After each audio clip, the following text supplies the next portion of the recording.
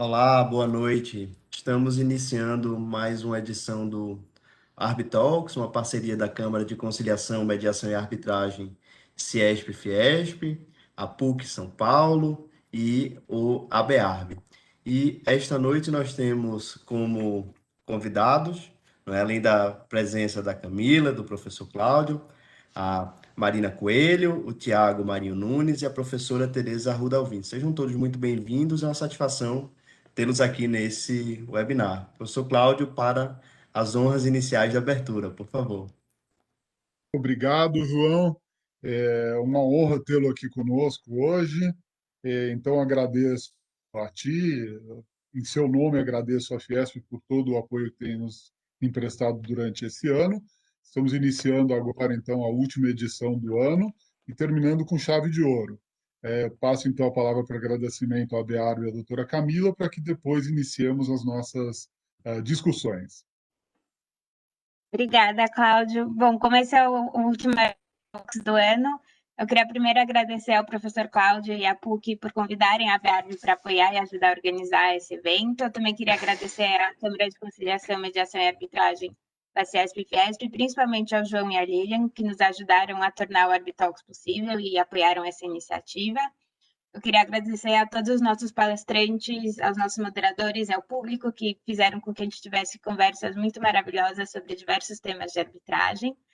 E feitos agora esses inúmeros e mais necessários agradecimentos, eu vou passar então a palavra para a Marina Vidal, que é advogada do Participatar Advogados e mestre pela PUC São Paulo, que vai apresentar os nossos palestrantes e, como o Cláudio falou, com certeza fechar com chave de ouro o último Arbitalks do ano. Boa noite, pessoal, tudo bem? Eu sou a Marina, como a Camila falou. Bom, antes de fazer as introduções, eu vou agradecer também ao Cláudio, à Camila, a ABARB como um todo, né, na pessoa da Camila e a Fiesp na pessoa do João. Muito obrigada mesmo, tanto por nos convidar, quanto por organizar eventos que têm sido tão enriquecedores ao longo desse ano. Acho que para apresentar aqui, a Didi dispensa apresentações, né? Professora da casa da PUC, super conhecida na área de processo, mais votada para estar aqui fechando esse programa do Arbitral Talks desse ano, né? Que esse é o último. E o Tiago também é super querido, tem uma relação super próxima com a faculdade. Apesar de ser professor da concorrência, hoje em dia ele é professor do INSPER, do IBMEC, desculpa. E também dá uma aula especial no INSPER, específico. Muito obrigada a vocês dois por estarem aqui. Sou super fã de vocês e estou super feliz de poder ter essa conversa sobre um tema tão interessante que a gente vai ter hoje. Vou passar a palavra para vocês, caso vocês queiram dizer alguma coisa. Primeiro a Didi, depois a Thiago. Quero dizer, meu som está ativado? Tá, né? Então, eu quero dizer, em primeiro lugar, que a tua voz está muito baixa. Eu acho que você ficou muito longe do microfone, você se afastou e a tua voz ficou bem baixinha. Melhorou? Sim, agora está excelente. Bom, Essa obrigada. é uma coisa técnica. Agora, quanto ao evento, eu quero dizer que eu estou muito feliz de estar aqui hoje com o João, com a Camila, com a Marina, com a Cláudia, com o Tiago, com quem eu já trabalhei no passado, e uma pessoa que eu prezo muito e admiro, e faz muito tempo que eu não via. Enfim, e o tema é um tema palpitante, um tema interessante, um tema que tem suscitado muitas discussões, muitos debates. E estou contente de estar aqui, como disse, e agradeço muito ter sido convidada. Da mesma forma, agradeço muito o convite do meu querido amigo professor Cláudio Finkelstein, da Camila Simão. Agradeço a esse host da Câmara da Ciesp, na pessoa do Lessa. Cumprimento a Marina Vidal, que o tempo passa, mas as pessoas ficam. Foi minha aluna em 2012. Eu sou bom de data, eu me lembro, tenho uma memória um pouco assim, diferente. Professora Tereza, com quem eu tive a oportunidade de trabalhar em parceria, quando eu ainda era um advogado ainda sou, né, mas atuava muito mais atuante no contencioso. Trabalhamos juntos em várias oportunidades com a equipe da professora Tereza, da Didi, sempre muito proveitoso. E hoje em dia, atuando na condição de árbitro praticamente 100%, além da minha atividade como docente no IBMEC, a gente se depara com um tema difícil, altamente instigante, objeto de teses, dissertações de mestrado, teses de doutoramento, com posicionamentos diversos. Enfim, eu acho que nessa 1 hora a gente vai ter debates aí palpitantes sobre o assunto. Obrigado e devolvo a você, Marina.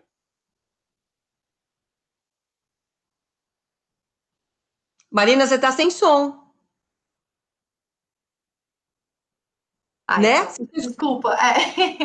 Você está no mute é a frase mais falada do ano, né? Então, vou passar a palavra para vocês. Então, na verdade, só colocando a primeira pergunta para o nosso debate. Queria ouvir de vocês, primeiro da Tereza e depois do Thiago, se, na sua opinião, Tereza, as disposições previstas no CPC sobre a vinculação obrigatória dos presidentes judiciais aplicam-se aos procedimentos arbitrais com sede no Brasil. Então, a gente aplica o CPC, as disposições do CPC que versam sobre o precedente, para arbitragens que têm sede aqui? Agora você que está mudo. Na verdade, Marina, o que me parece é que o critério para saber se aplicam os precedentes vinculantes, né? Eu imagino que essa pergunta deva fazer referência, embora implicitamente, embora isso não esteja dito com clareza, aos precedentes vinculantes, né? Ou não? Então, o que me parece é que o discrimen para saber se os precedentes vinculantes se aplicam ou não ao caso, a decisão que o árbitro tem que proferir a respeito do caso que lhe é submetido à apreciação, não é o fato de a arbitragem acontecer no Brasil ou fora do Brasil, né? Na minha opinião, o que desempenha um papel definitivo para saber se esses precedentes vinculantes têm ou não que ser levados em conta pelo árbitro é o fato de haver uma cláusula, né? Haver uma convenção arbitral, um compromisso arbitral ou uma cláusula arbitral, dispondo no sentido de que aquela controvérsia deve ser resolvida à luz do direito brasileiro. E isso pode acontecer com arbitragens domésticas, que acontecem no Brasil, com arbitragens que acontecem na França, com arbitragens internacionais. Basta que as partes resolvam que o direito à luz do qual aquela controvérsia deve ser decidida é o direito brasileiro. No meu entender, se houver uma cláusula nesse sentido, ou um compromisso arbitral nesse sentido, os precedentes vinculantes têm que ser levados em conta necessariamente. Agora, é claro que eles têm que ser levados em conta. O juízo de valor a respeito da aplicabilidade daquele precedente vinculante é do árbitro, né? Então, ele não pode ignorar um precedente vinculante, por exemplo, trazido por uma das partes, né? Mas ele diz, não, desculpa, o caso não é igual. O caso subjacente àquele precedente vinculante é diferente desse que eu vou julgar. Então, eu vou afastar, né? Isso ele pode fazer. Mas que ele tem que levar em conta, tem. E que ele tem que aplicar o precedente que é adequado àquele caso, também tem. Mas esse juízo é dele, não do judiciário. Entendi. Então, na sua opinião, não importa a sede, é mais uma questão dos precedentes vinculantes fazerem parte da lei, serem uma fonte do direito e, como tanto, fazerem parte da lei que as partes escolhem como aplicável à arbitragem, correto?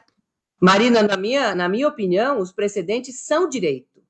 Eles são muito mais do que fonte do direito. Eles são direito porque a lei diz que eles têm que ser obedecidos. Então, na verdade, quando se diz que o direito aplicável é o direito brasileiro, isso engloba, com certeza, os precedentes vinculantes. Eles são o próprio direito, na minha opinião. Thiago, concorda, discorda?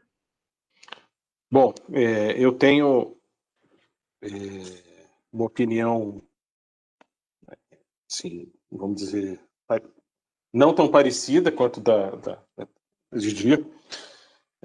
Eu falaria primeiro em relação à sua primeira pergunta, Marina, sobre as disposições do CPC sobre vinculação obrigatória dos precedentes. Aí eu Você falou dos vinculantes, mas aí eu estou interpretando agora também pela sua pergunta como todos, né? Se eles devem se aplicar ou não.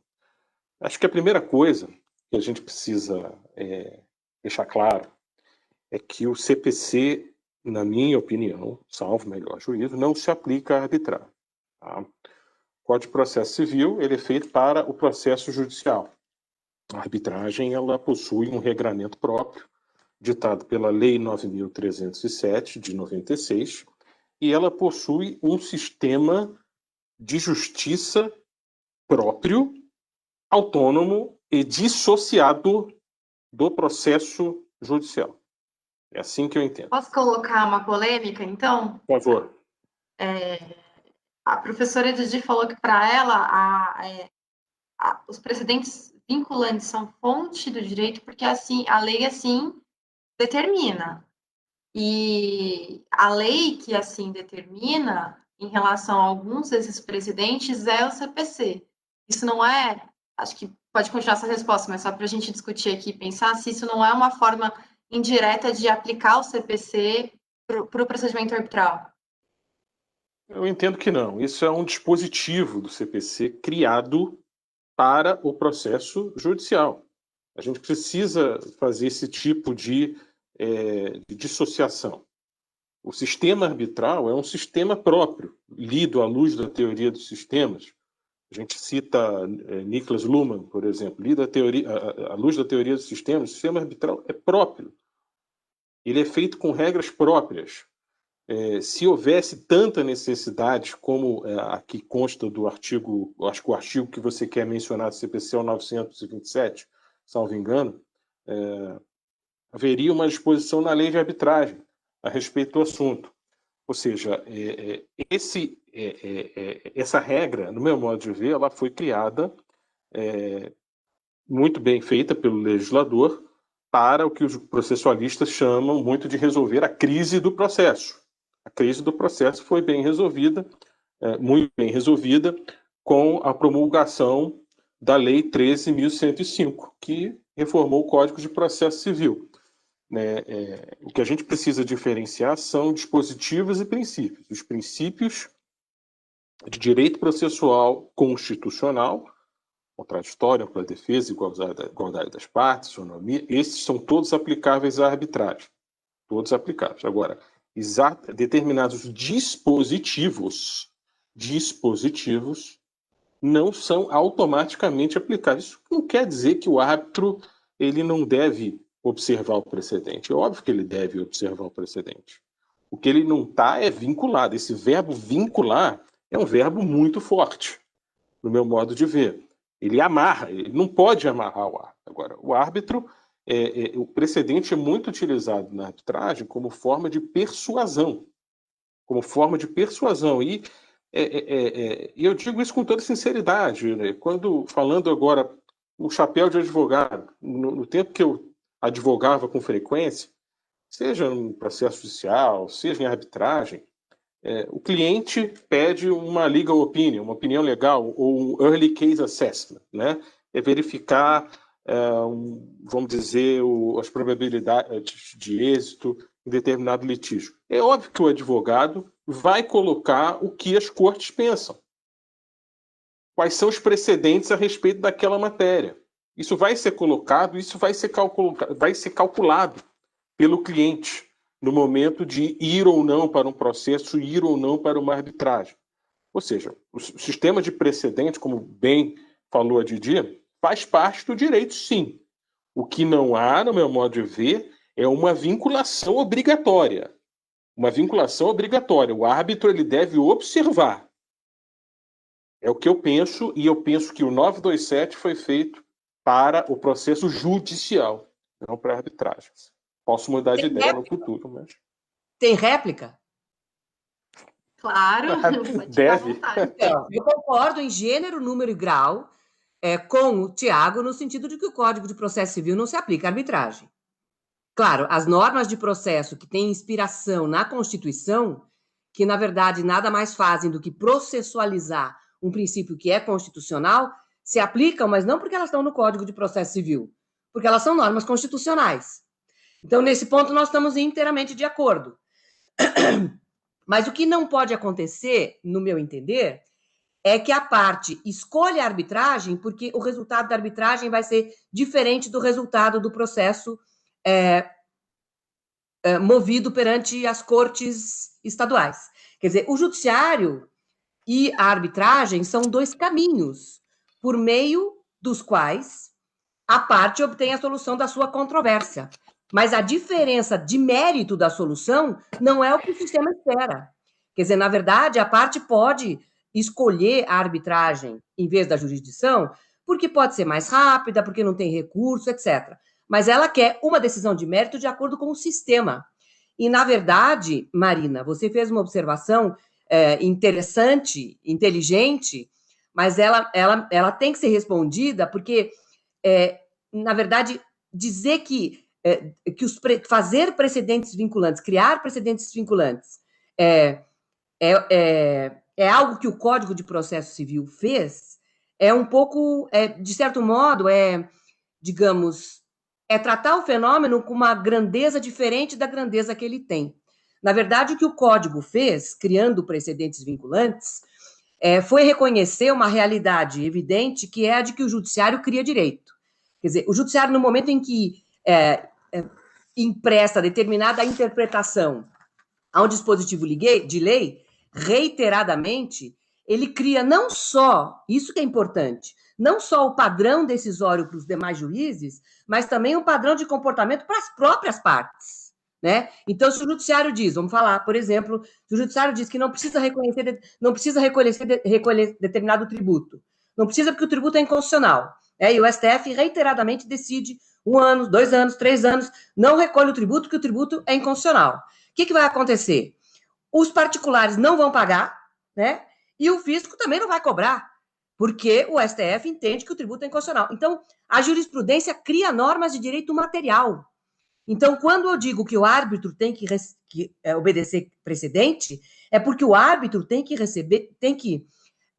obedecer, tem que se curvar ao direito material criado pelos tribunais. Quer dizer, quanto mais pacífica for a jurisprudência, quanto mais tranquila, quanto mais estável for a jurisprudência dos tribunais superiores, o ônus argumentativo do árbitro para se afastar dessa jurisprudência vai ser muito mais pesado. Agora, a partir do divisor de águas, que é a criação do precedente vinculante, né, aí não tem mais ônus argumentativo. Aí o árbitro tem que se curvar. Por quê? Porque o Código está dizendo que o juiz cria direito material. E eu nem sei se isso é uma regra processual. Né? Porque, na verdade, o estudo dos precedentes caiu no colo dos processualistas, mas não se trata em absoluto de matéria processual. Na verdade, o estudo dos precedentes, do modo como o Brasil disciplinou isso, né, está muito além do processo civil. É teoria geral do direito. Então, se admite que o juiz cria direito, né? Olha, vamos falar em exemplos que não vão para a arbitragem. Desculpe se eu estou passando os meus 5 minutos, tá? Mas casamento de pessoas do mesmo sexo. Isso existe no Brasil. Mudou a lei? Não. Mas o João e o José vão lá no cartório e casam. A Maria e a Silva vão lá no cartório. Quem que criou essa nova norma do direito brasileiro? Foi o judiciário. Quer dizer, o judiciário, se não cria uma norma a partir de princípios, como é essa norma, ele dá, sim, a versão final da norma. O conceito de empenhorabilidade de bem de família, né? Quem deu? Foi o judiciário. As primeiras decisões, talvez o Tiago se lembre, o João se lembre, eram no sentido de que o cara que morava sozinho não era família para efeito de empenhorabilidade. Então, coitado, era sozinho e ainda por cima ficava sem a casa dele, né? Hoje se entende que para efeito de empenhorabilidade do bem de família, o cara que mora sozinho é família. É um conjunto unitário. Enfim, eu poderia dar para vocês N exemplos, porque esse é um assunto que eu adoro. Então, quando se diz que o árbitro tem que obedecer precedente vinculante, não se está dizendo que ele tem que obedecer o código. Ele tem que obedecer o direito material, porque o código diz, né? E é a verdade, né? Quer dizer, isso é uma obviedade, é o que está aí. Embora haja alguns juristas tradicionais que se neguem a enxergar isso. O judiciário cria direito, né? E esse direito que o judiciário criou não é direito só para o juiz, é direito para o juiz e para a própria sociedade, né? Então, o árbitro não pode ficar fora dessa. Acho que o Lessa queria fazer uma pergunta, Marina, é isso? Na verdade, com a permissão da Marina, eu não resisti. Claro. Meu papel aqui era fazer a abertura, recebê-los, Ah, a satisfação, sabia que você não ia resistir. mas eu não aguento. Eu não aguento com os meus professores aqui. O que eu ia comentar, o tema ele tem gerado muito debate, aliás, muita coisa escrita, não é? Arbitragens e precedentes, mas eu acho que tem um erro na pergunta, assim, e queria compartilhar com vocês esse sentimento e também ouvirem sobre isso. É porque saber se o árbitro está vinculado ou não ao precedente não é o mesmo que saber se há remédio jurídico processual para controlar esta vinculação. São dois problemas, não é? Vamos lá, e parece que essa é uma premissa comum aqui na discussão do que eu ouvi dos senhores. Se nós aceitamos que precedente é um tipo de norma, junto com outras no direito brasileiro, precedente é um tipo de norma, junto com a lei, com a portaria, com a circular, com a Constituição, o precedente, e a arbitragem é de direito, o direito tem que aplicar as normas, o conjunto de normas de direito brasileiro aplicáveis ao caso, inclusive as normas de origem jurisprudencial. Isso não é a mesma pergunta, isso não é a mesma questão de saber se há remédio jurídico processual para controlar o erro na aplicação da norma. Do mesmo jeito que não se controla o erro na aplicação da lei, não se controla via de regra, não é, através da ação anulatória arbitral, o erro na aplicação do precedente, da Constituição, da portaria, da circulado, seja lá qual for a norma que se aplicar, da interpretação do contrato, ou a norma negocial. Quer dizer, as normas jurídicas elas têm, à luz da teoria do direito, várias origens, não é? Algumas são negociais, outras são legisladas, outras são frutos da atividade judicial, e essas normas devem ser aplicadas pelo árbitro. Então, eu acho que a discussão sobre a vinculação, ela só faz sentido se a discussão for quais, ou a ausência de remédios jurídicos processuais. Porque me parece difícil hoje, aí vendo a discussão que o tema tomou, apropriada, não é? A professora Teresa escreveu sobre o tema pelos processualistas, e é quem tem escrito, não é? Sobre precedente no Brasil. Hoje me parece que ninguém questiona que é um tipo de norma, né? E se é de direito à arbitragem e aplica o conjunto de normas, teria que cair nessa situação. Mas eu queria ouvi-los sobre isso, porque eu acho que o modo como a pergunta é colocada ele é importante para a resposta que se dá. E eu acho que o comentário do Tiago vai um pouco nessa linha. Agora, Eu acho que João, agrega a pergunta brilhante, também. brilhante a observação do João. Se eu puder só dizer duas frases, porque agora vocês me convidaram, vou ter que me aguentar a falar. Porque é a pior coisa do mundo você convidar uma pessoa para falar de um tema que ela gosta, né? Porque ela se empolga, não cala mais a boca. Mas é rápido. É o seguinte, eu até fiz questão de dizer isso, né? O que o árbitro tem que fazer? Ele tem que levar em conta o precedente vinculante que aparentemente se aplica ao caso concreto. Ele não pode dizer, desculpa, não estou vinculado, tá? Eu vou interpretar a lei de acordo com a minha cabeça. Isso ele não pode fazer. Agora, o que ele pode fazer? Vendo aqui o precedente, desculpa, eu não vou aplicar porque eu acho que o meu caso é diferente. Se ele disser isso, tudo bem. Agora, se ele disser não estou vinculado, no meu entender, cabe ação anulatória, porque ele não está respeitando a Convenção de Arbitragem. Porque na Convenção consta que vai ser aplicado o direito brasileiro. E o direito brasileiro inclui a norma que consta dos precedentes vinculantes, na minha opinião. Thiago, ele vai discordar, Bom, né? eu penso, assim, a gente está debatendo com grandes processualistas, a professora Teresa Rudalvin e o meu querido João, que acabou de virar doutor em processo pelo Largo de São Francisco. Eu, assim, concordo com o que a professora Teresa falou. A gente tem que observar agora, na arbitragem, a arbitragem é fundada na autonomia da vontade das partes. O árbitro está adstrito ao que as partes pedem da arbitragem. O árbitro não é um justiceiro. Tá? O árbitro ele precisa se conformar. Eu gosto de usar esse verbo, que é um verbo que vem de uma tese de doutorado recente na França, chamada Le devoir de l'arbitre de se conformer à sa mission. Ou seja, o dever do árbitro de se conformar à sua missão. Ou seja, ele precisa decidir o que as partes pedem. Ele não deve aplicar um precedente de ofício, se for o caso. Ele deve observar, no meu modo de ver. A minha crítica, ela se refere a a uma amarra, a uma obrigatoriedade. Assim, a Didi trouxe um exemplo de direito de família, de talvez questões assim que a gente não entra na arbitragem. Agora, vamos colocar na prática aqui, que aí a gente consegue discutir mais algumas coisas, para efeito prático. Posso Hoje em colocar dia... um caso prático, então, que eu tive, Thiago? Juros. Pode. Juros. Vamos lá. Uma matéria super interessante, né? Qual é a taxa do artigo 406 do Código Civil? Essa é a pergunta que não quer calar desde 2006, né, Didi? Que isso vem sendo discutido. Desde 2006, e eu trabalhei muito nisso, porque eu advoguei muito para banco. Enfim, qual é a taxa? Ou seja, qual é o que se uma parte não pede na arbitragem, a parte não pede, eu quero que condene o requerido ao pagamento de juros e correção monetária, por conta de um descumprimento contratual. Bom, o árbitro ele tem o quê? Ele tem o direito a ser aplicado, que é o direito brasileiro.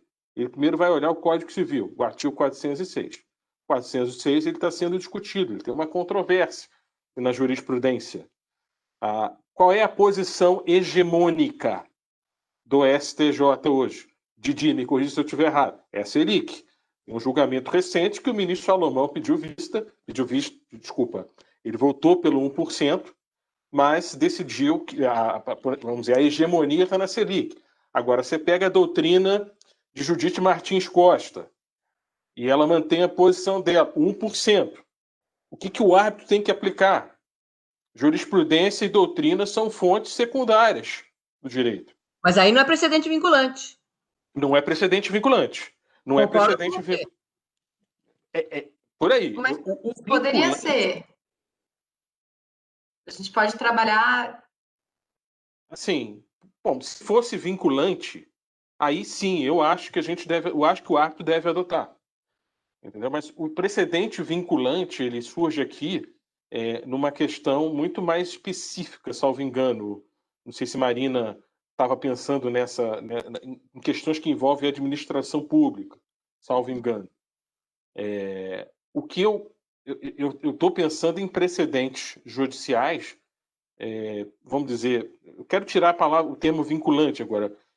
A decisão, Didi, que saiu naqueles embargos de divergência em RESP de 2019 sobre prescrição, que determinou-se que para inadimplemento contratual o prazo é de 10 anos. Prazo para exercício da pretensão. Isso é um precedente vinculante? Não, na verdade, está sendo discutido ainda, né?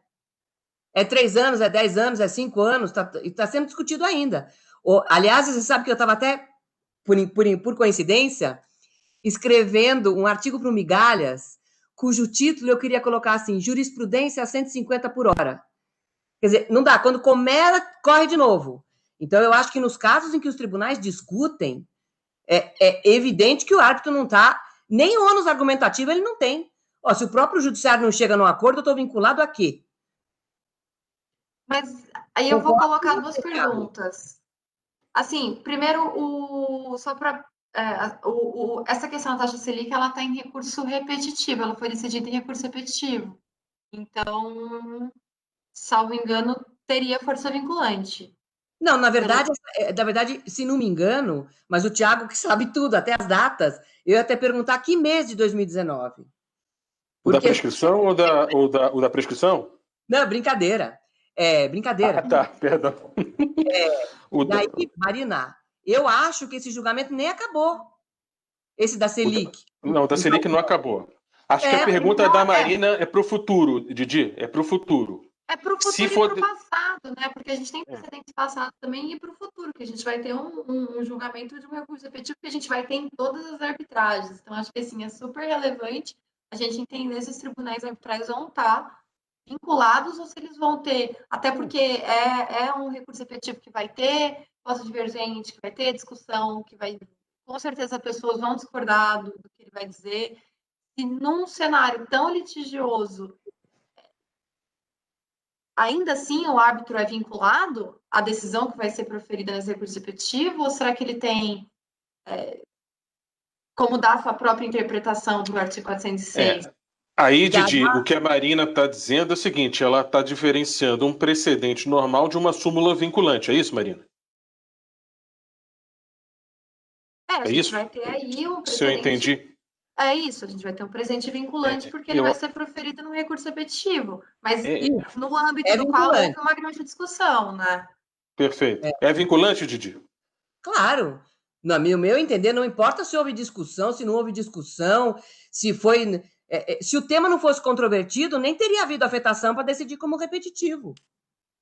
Eu não sei Tudo se bem. você. Eu não entendi a pergunta, mas você perguntou se o histórico do repetitivo, o fato de ter havido voto divergente e tal, poderia influenciar no grau de vinculatividade do precedente, é isso?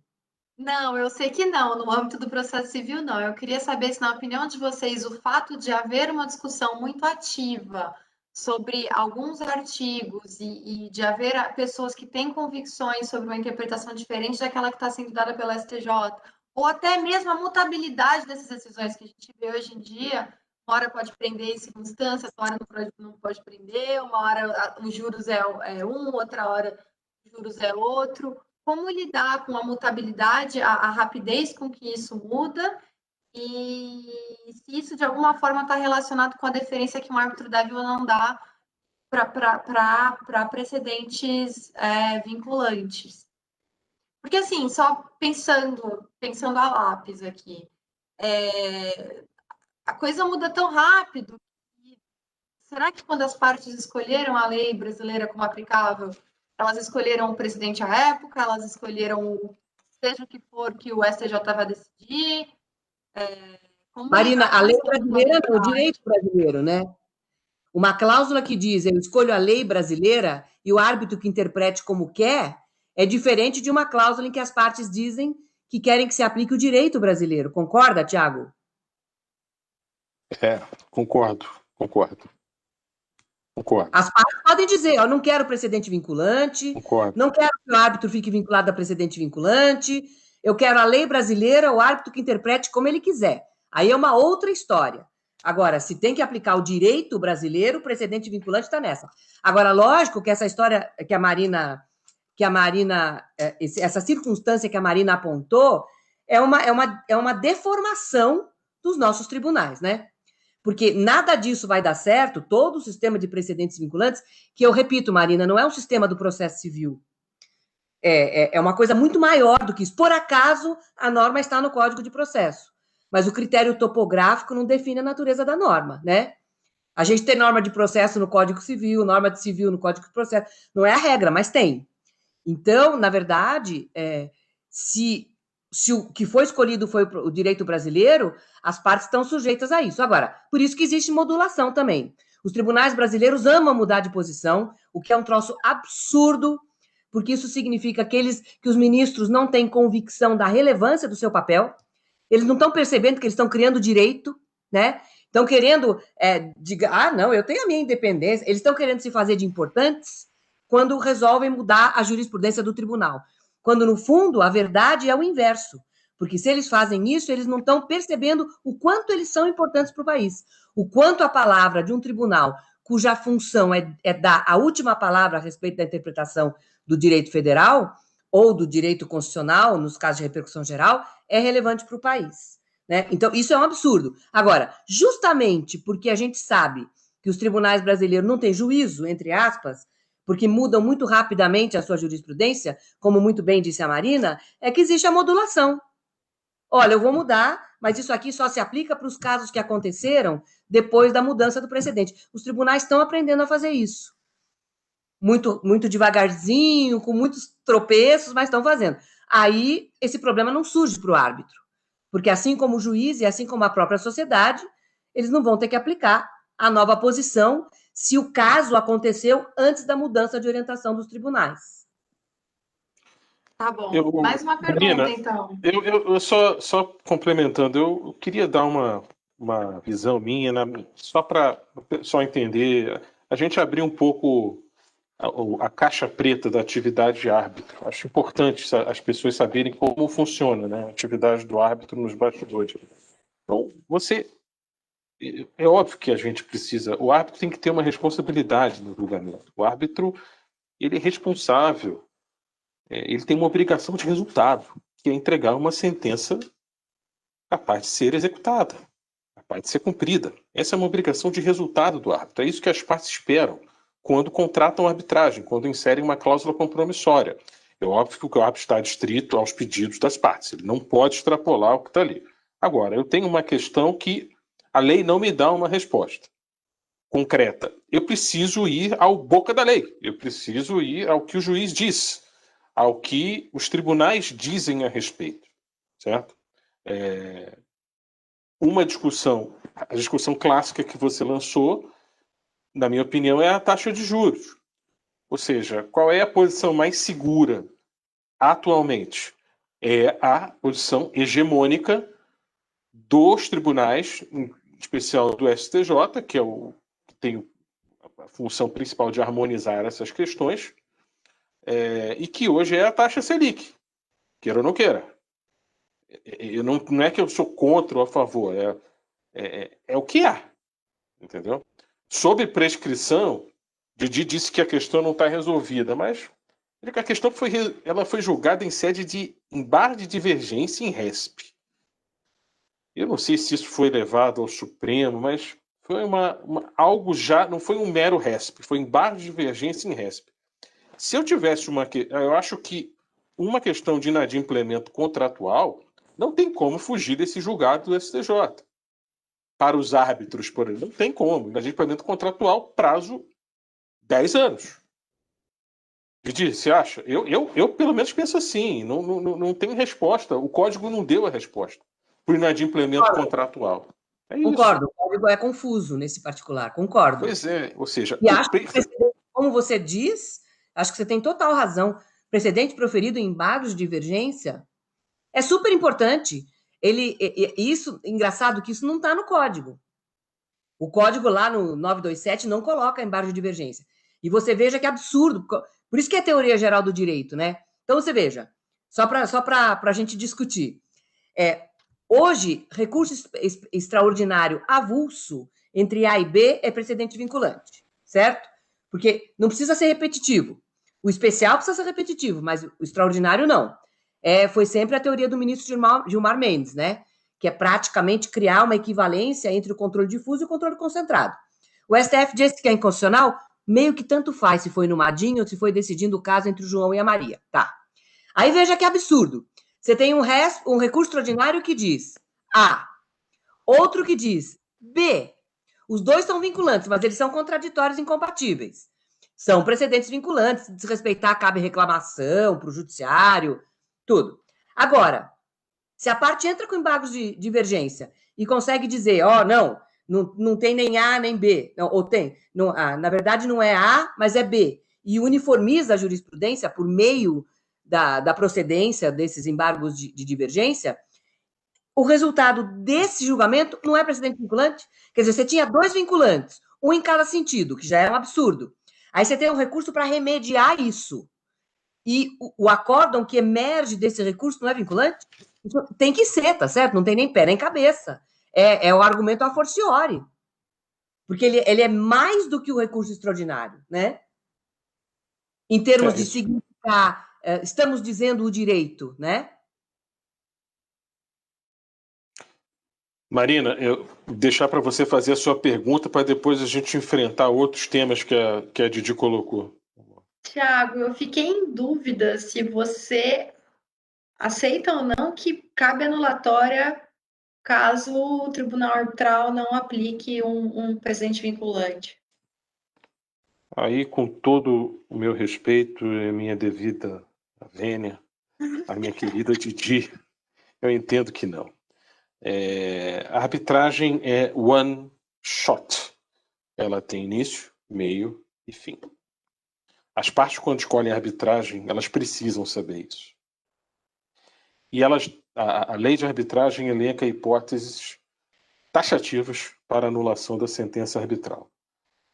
Eu entendo que um julgamento de um tribunal que contrarie determinada súmula vinculante ou algum precedente vinculante é um julgamento errado, um julgamento que pode vir a ser considerado errôneo ou, podemos dizer aqui, um erro injudicando.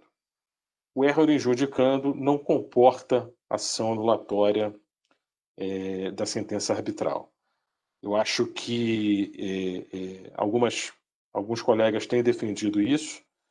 Uma recente tese, brilhante tese, que eu tive até o prazer de fazer uma resenha para uma revista, do Dr. Paulo Nasser, acho que Didi foi da banca, se não me engano. Paulo Nasser defende isso, eu não concordo, eu acho que aí é demais, né? O sistema da arbitragem é um sistema único, como eu disse, dissociado. Ele tem um sistema próprio e as partes são responsáveis. Ela não pode contratar uma arbitragem já pensando em anulatória, lá no final. Ela tem que confiar no Instituto, trabalhar bem no Instituto, redigir bem uma cláusula compromissória, com cuidado. Se for que seja uma cláusula compromissória em que se determine que os árbitros devam aplicar os precedentes vinculantes, que seja assim. Mas elas têm essa responsabilidade. E a parte não é obrigada a ir para a arbitragem. Agora, se eu abrir um flanco para anular a sentença que não aplica o precedente, aí eu estou abrindo um flanco para anular qualquer sentença arbitral que a parte entenda que o árbitro aplicou errado o direito. E a gente sabe que existe até alguns julgados, data máxima vênia, errados do Superior Tribunal de Justiça. Até mais, se quiserem, eu cito um aqui depois, da minha opinião. Então, eu acho que a gente tem esse cuidado, na minha opinião, respondendo e já usando aí com toda a vênia divergida de Dio, eu acho que não cabe. Eu só quero dizer, Tiago, que eu fiz uma diferença, né? Claro, se o árbitro diz assim, olha, eu tenho precedente vinculante, mas ele não se aplica aqui ao meu caso. E isso não pode ser corrigido pelo judiciário, eu concordo com você. Isso é um erro injudicando. Assim como o árbitro pode interpretar mal a lei, o árbitro pode dizer, não, esse não é esse aplica, não é. Eu acho que até tem o iura novit curia para o árbitro, né? Já pensei muito, tem um artigo de uma menina, até esqueci o nome dela. É um nome tão bonito. E ela sustenta brilhantemente que há o princípio do iura novit curia na arbitragem. É uma inglesa que tem um sobrenome meio alemão, esqueci o nome dela. Que deve se aplicar sim, sim.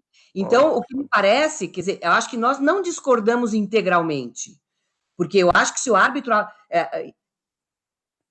analisar o precedente e dizer, não vou aplicar, porque não é o caso de aplicar, acabou. O que ele não pode dizer é, vou ignorar esse precedente porque não estou vinculado. A parte trouxe, desculpe, eu não estou vinculado, eu não sou juiz. É como dizer, o árbitro está vinculado ao direito e o juiz está vinculado ao direito, acabou. Agora, ele não pode dizer que o direito não existe. O que ele pode é dizer, estou vendo aqui, mas acho que não se aplica. Aí acabou, não tem anulatória. Essa primeira situação que você mencionou, Didi, eu sinceramente nunca vi. Um árbitro, até agora, a minha experiência fazendo arbitragem desde 2006, eu nunca vi o árbitro fazer isso. Se ele fizer isso, para mim é algo assim até estranho, né? Não vou porque eu não estou vinculado. A gente precisa fazer o chamado distinguishing nas nossas decisões. A gente precisa explicar o overruling, entendeu? Sim. Ver por que não cabe, ou que ele foi superar. Aí o árbitro tem que fazer essa fundamentação. Não, eu tenho certeza de que o Carmona vai fazer isso, porque o Carmona sustenta até morrer que o árbitro não está sujeito a precedente vinculante. Se não me engano, o outro Tiago Rodovalho também sustenta. Eu até abri aqui o julgamento para ter certeza que tinha acabado, mas eu tive uma experiência recente.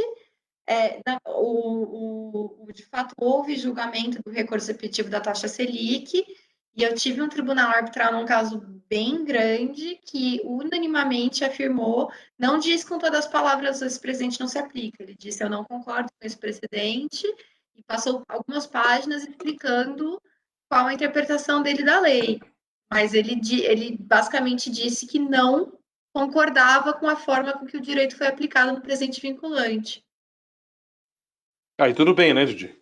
Nessa parte, você acha que não cabe anulação? E aí não era uma questão de não se aplica por isso, porque as circunstâncias são diferentes. Era uma questão de a interpretação que o STJ deu para a lei, não é a interpretação que este tribunal arbitral acredita ser a correta. No meu entender, isso está errado. Entendi. Está errado. O árbitro, assim como o juiz, não podem não concordar com o precedente vinculante. Eles podem dizer que, no caso, não se aplica. dizer isso errado, quer dizer, se aplica, tá? Se aplica. Mas o árbitro fala, desculpa, não se aplica, acabou. Ainda que eu possa demonstrar por mais e B, por A e B, que aquele precedente se aplicaria, se o árbitro achou que não se aplica, é o juízo dele que vale, não o juízo do judiciário. Agora, ele não pode dizer que ele não concorda. Isso eu concordo com a Didi. Agora, um exemplo prático, Marina e Didi e João, seria o seguinte. Um caso, eu tomei nota aqui para colocar para vocês. Um julgado recente, que eu até comentei na minha coluna no Migalhas, recurso especial 1803752 de São Paulo.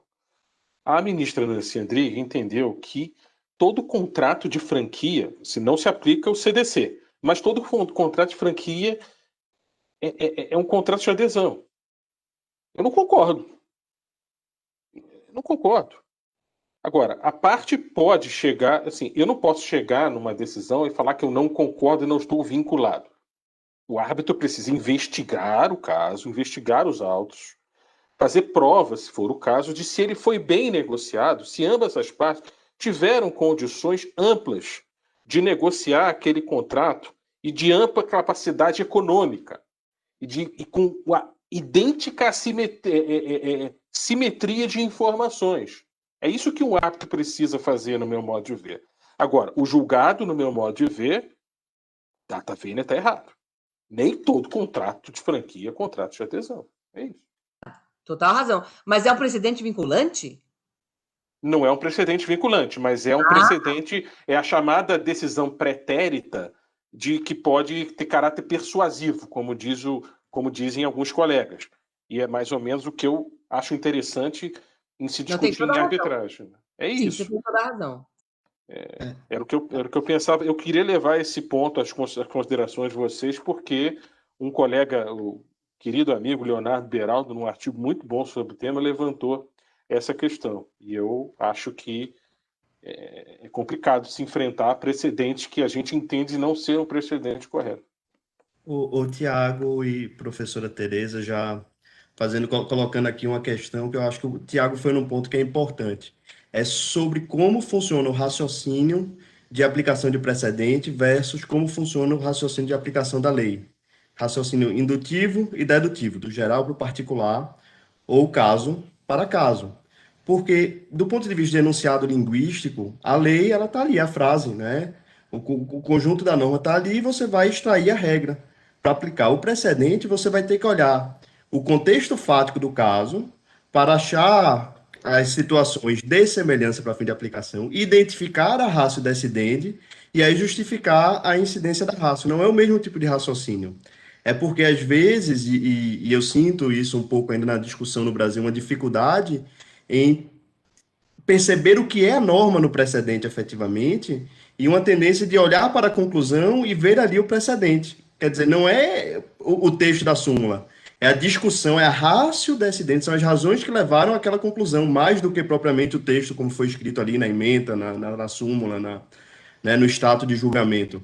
Essa é uma discussão importantíssima, porque as pessoas às vezes falam como se aplicar precedente fosse mais fácil, como se o precedente tornasse a lei mais clara. Muitas vezes ele torna mais complexa a discussão, porque ele traz um novo grau linguístico em torno do problema. Queria ouvir Sabe, vocês João, sobre isso.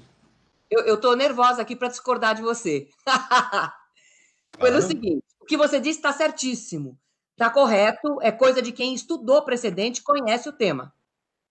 Mas acontece o seguinte, isso funciona para você aplicar um precedente produzido num recurso extraordinário, esse caso que o Tiago citou. Mas, na minha opinião, isso não é unanimidade, né?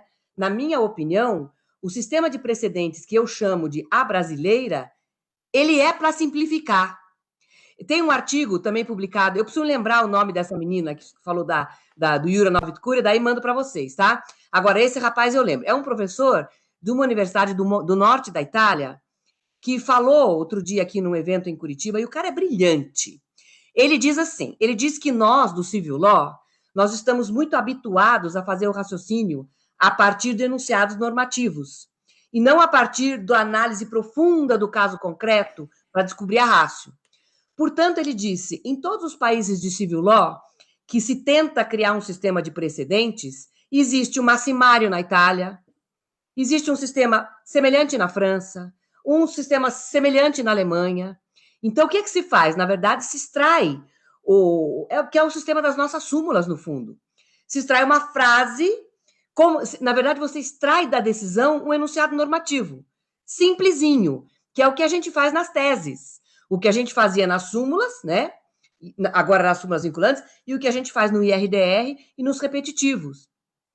E, na minha opinião, os precedentes da brasileira não envolvem esse refinamento todo de que você falou, com absoluto acerto, né? O que você falou está certíssimo, mas é para uma outra lida com precedentes. Por exemplo, recurso extraordinário por dissídio, aí recurso especial por dissídio. Aí você coloca 2 acórdãos em situações fáticas que não são iguais e demonstra que a ratio é a mesma. Agora, repetitivo e IRDR é tese.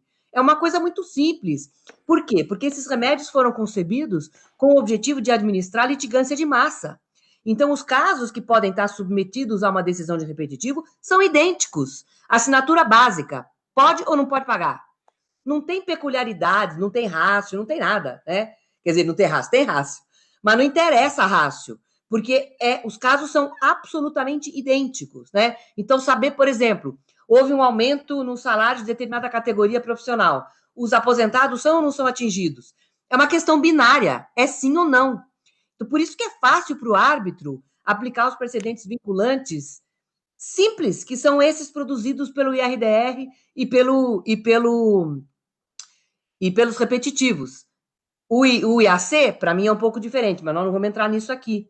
Então, eu acho, João, que isso que você está usando se aplica para os precedentes persuasivos. É esse exemplo que o Tiago deu, excelente, né? Então, tem que examinar, não é todo contrato bancário que é contrato de adesão.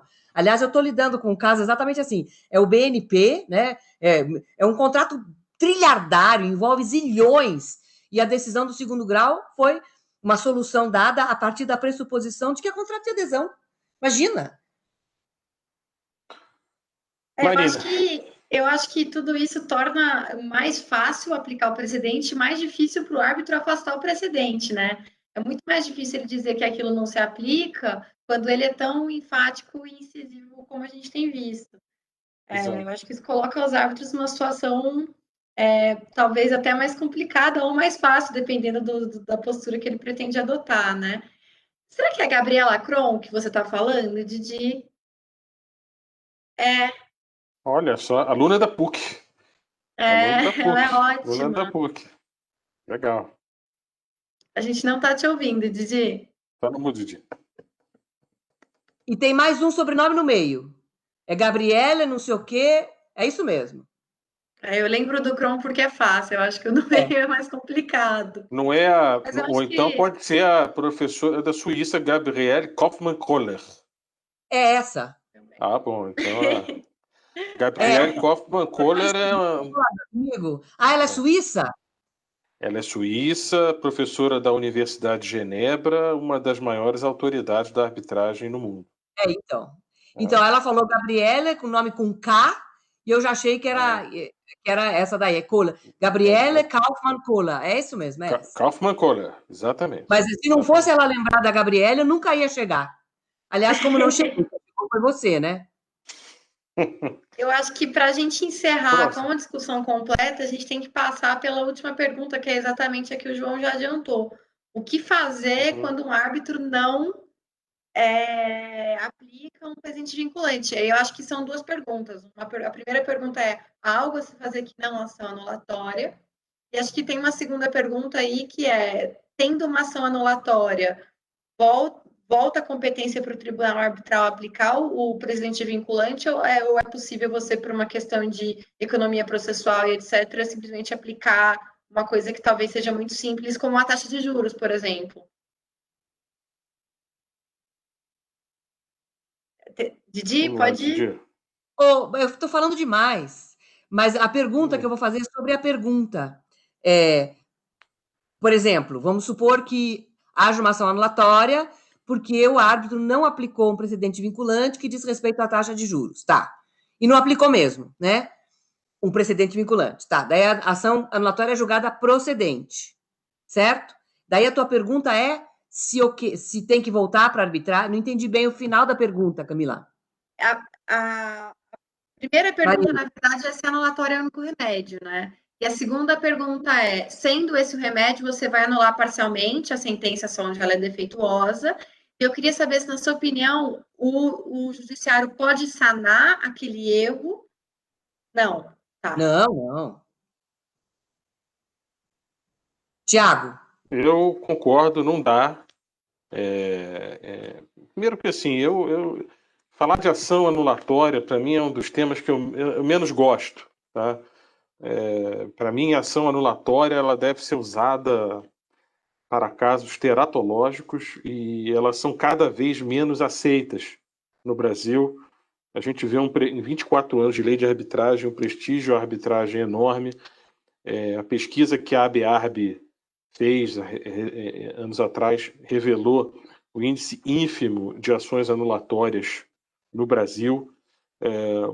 Acho que os tribunais têm se modernizado com conhecimento de arbitragem. Eu digo aqui em São Paulo, temos aqui uma vara de conflitos societários e conflitos relacionados à arbitragem. Assim, são juízes experimentados que estudam a arbitragem, ou seja, essa pesquisa da ABARB, ela demonstrou que o índice de anulatórias é muito pequeno, ou seja, a arbitragem tem sido prestigiada no Brasil. É óbvio que esse tipo de debate ele tem um caráter pedagógico, no meu modo de ver, porque ela mostra, ela propõe, ela não é uma guerra à arbitragem, mas pensamentos, melhorias, improvements, progressos.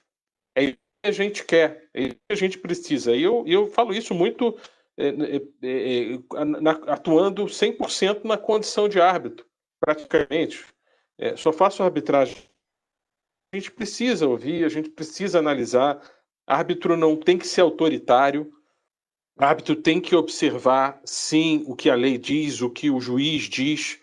Ele precisa analisar cada caso a caso, e focar no pedido e nas alegações das partes, no meu modo de ver, e se conformar à sua missão. É isso que eu penso.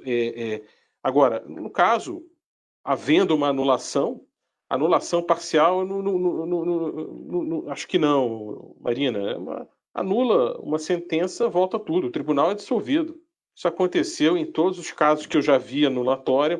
A maioria das anulatórias que apareceram no Brasil recentemente, são poucas, são mais relacionadas ao inciso 2 do 32, que é aquela sentença emanada de quem não podia ser árbitro, ou seja, um árbitro impedido, um árbitro que não fez disclosure, enfim. Eu vou complicar um pouco. Se seria hipótese de anulatória, imagino que pelas regras vigentes, se a gente for pelo desrespeito à cláusula arbitral, seria uma hipótese de não homologação também. E aí a gente fica, talvez, com uma sentença arbitral estrangeira? Que é parcialmente inexequível no Brasil e que você não consegue submeter de volta para que o precedente seja aplicado da forma correta. Acho que a pergunta, salvo engano, Didier, se uma sentença arbitral estrangeira que venha ser levada ao crivo do STJ, que eventualmente desrespeite algo determinado por súmulas, por precedente vinculante, ela pode ou não ser reconhecida no Brasil. É muito complicado. Decisão estrangeira não pode ser mexida, salvo se ofender uma questão de ordem pública, soberania nacional.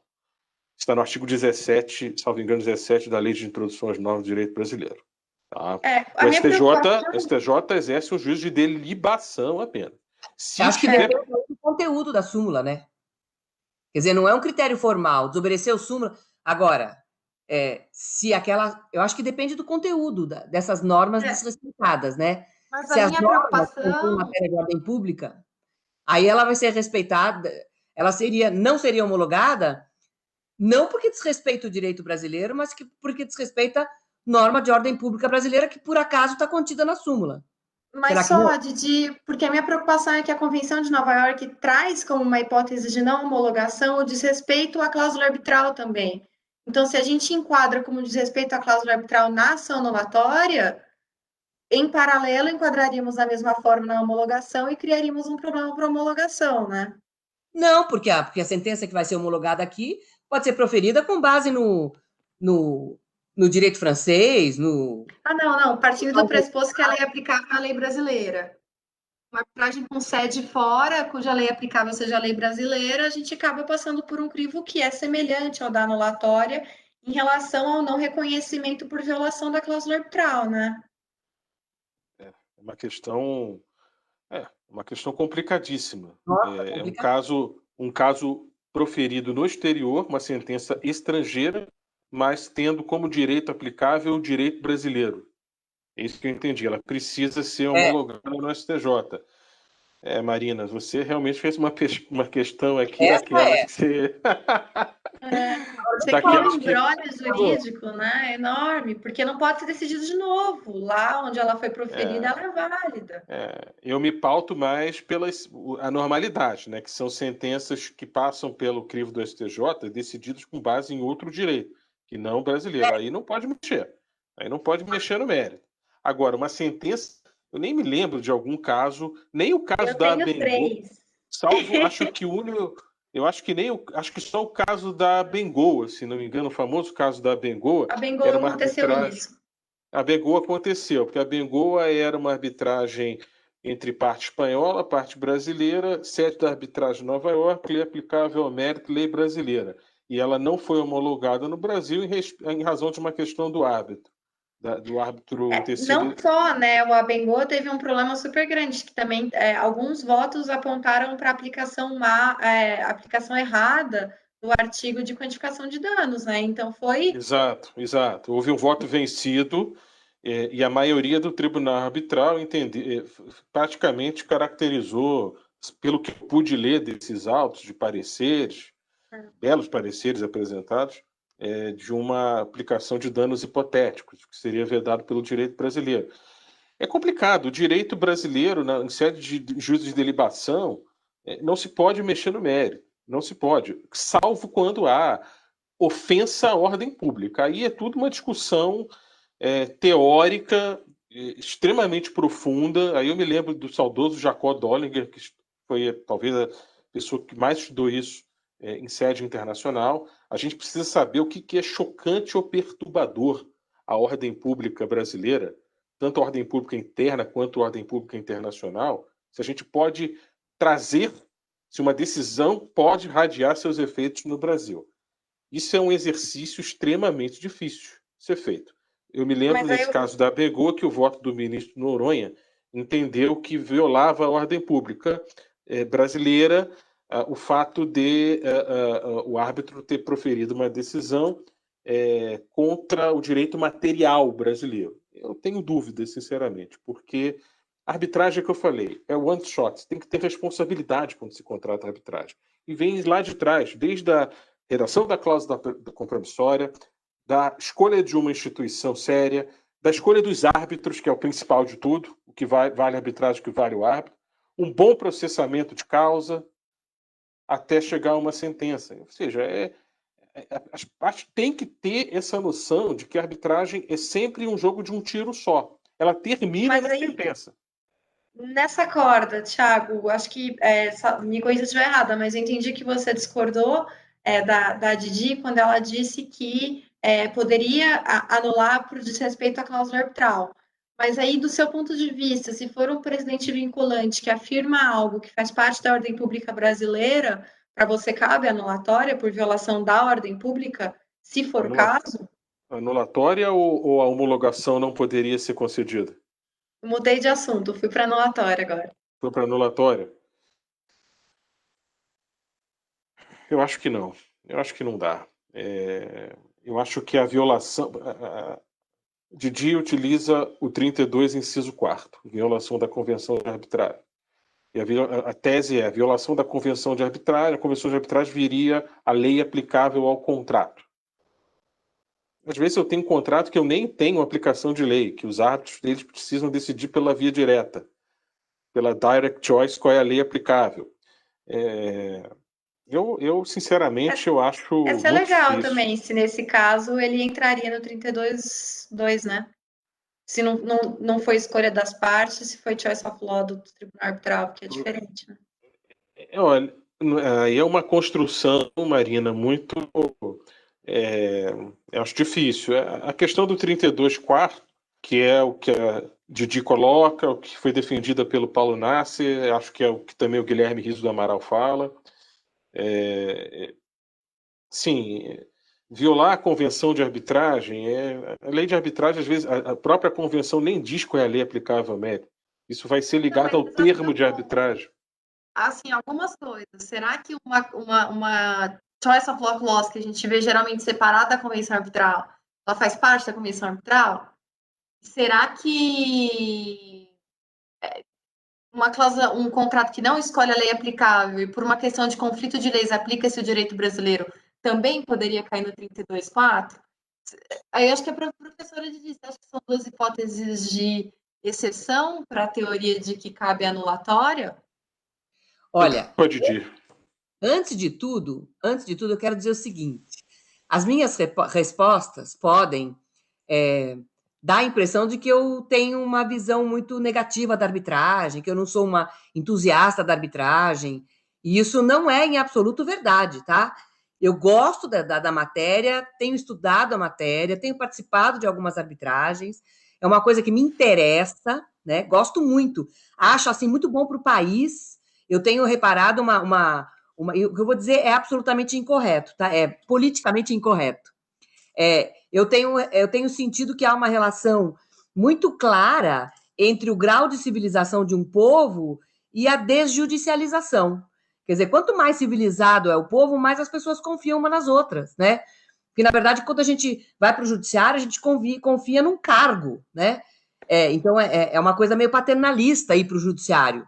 Enquanto que, no momento que as partes sozinhas resolvem criar condições de resolver sua controvérsia, no meu entender, isso pode ser visto, sim, como um sinal de civilização, tá? Então, eu vejo com muito bons olhos. Tanto é que, muitas vezes, eu recuso, infelizmente, dar parecer para anulatória, porque é para dar... não cabe e acabou, né? A gente tem que, como diz o Tiago, com todo o acerto do mundo, a anulatória é absolutamente excepcional, tá? Mas, nos casos em que ela cabe, ela cabe. E eu tenho a única coisa que me irrita muito nos arbitralistas é isso que o Tiago falou várias vezes, né? Que se tivéssemos presencialmente, eu ainda jogaria um pouco de água nele, porque haveria com certeza um copo de água na mesa. Não, que a arbitragem é uma bolha, a arbitragem está fora do sistema. A arbitragem é direito brasileiro. Quer dizer, a arbitragem ela tá dentro do ordenamento jurídico, tem a Constituição Federal aqui em cima, tem as normas de direito material. Aqui o árbitro está submetido, assim como o juiz está também. Então, é isso que eu acho assim. Às vezes eu fico pensando, eu não estou falando de você, mas eu estou falando de um clima que existe. Nós, arbitralistas, olha, só nós entendemos, viu? Porque isso que você sabe aí de direito não adianta nada.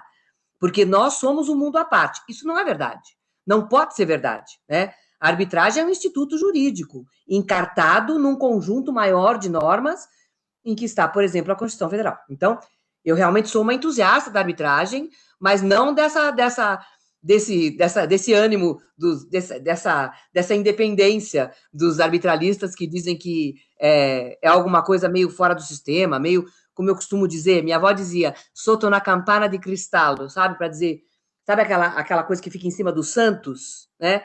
A minha avó, quando ela queria dizer que alguém estava protegido do resto, ela sempre usava essa expressão. Tá. Então, eu acho, Marina, para responder a tua pergunta, que eu acho que você tem que resgatar o finalzinho da tua pergunta, que eu não me lembro. Falei tanto. Imagina, ó, direto ao ponto.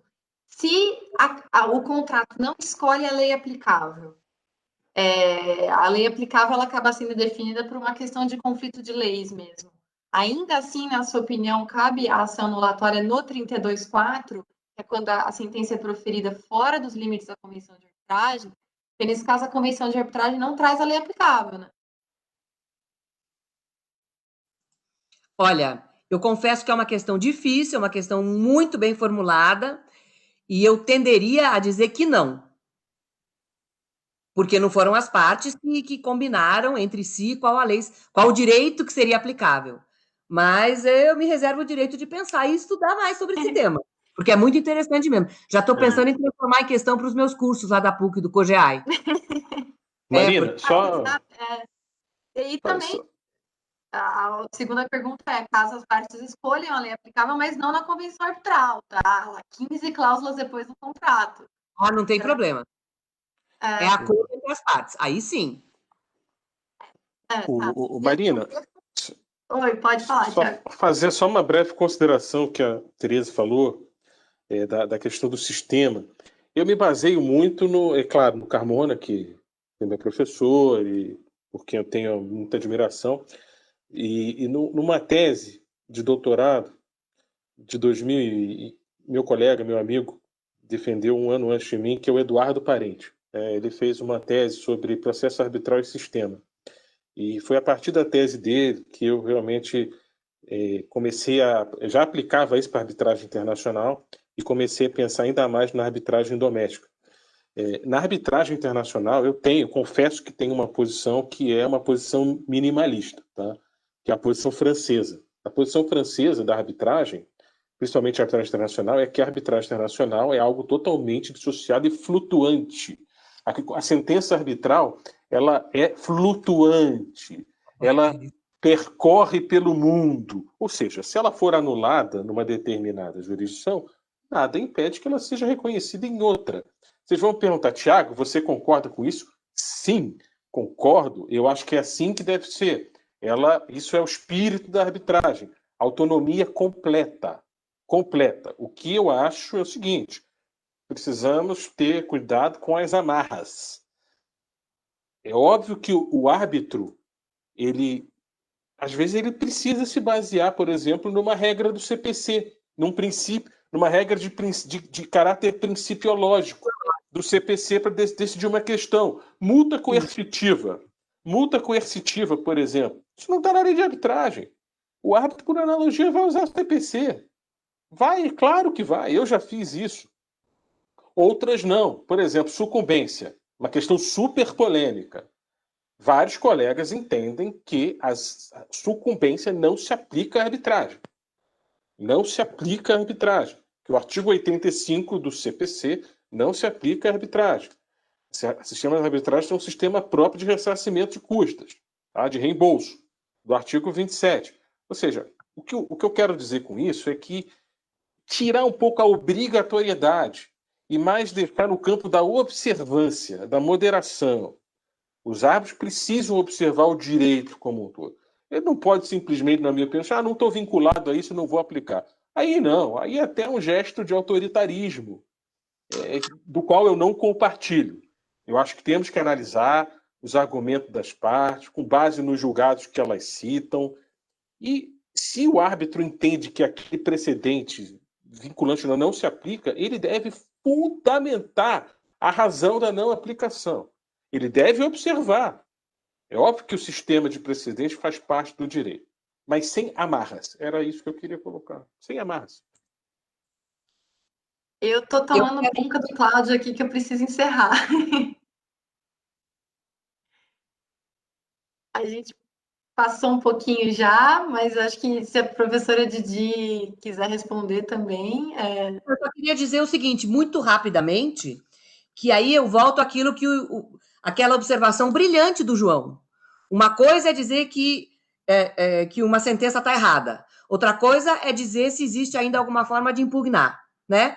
Então, eu tenho uma sentença transitada em julgado, passou o prazo para rescisória, ela está errada, mas infelizmente ela ficou lá, não se pode mais fazer nada contra ela. Mutatis mutandis, né? A partir dessa observação que o João fez, eu diria para o Tiago exatamente isso. Eu me lembro muito bem dessa posição dos franceses, que a sentença arbitral ela fica flutuando, né? Quando é uma jurisdição, quando é uma arbitragem internacional. Como se ela estivesse, de fato, fora do controle, né? E como efetivamente está. Mas isso não significa que ela não possa estar intrinsecamente errada, certo? E outra coisa, só para terminar. Eu sou a maior admiradora do Carmona. Eu me lembro da banca de mestrado do Carmona. O Carmona falava em coisa julgada na arbitragem no momento em que a gente não falava nem em sentença de arbitragem, era laudo arbitral, o laudo era homologado pelo Poder Judiciário. O Carmona sempre foi, ele é absurdamente inteligente, cultíssimo e, sobretudo, corajoso. Eu só não concordo com as coisas que ele diz, e principalmente com essa blindagem que ele coloca. Não, da arbitragem só entendemos nós arbitralistas. Mas isso não significa que, primeiro, porque é meu amigo querido, e segundo, porque ele é realmente destinatário da minha admiração profunda como intelectual.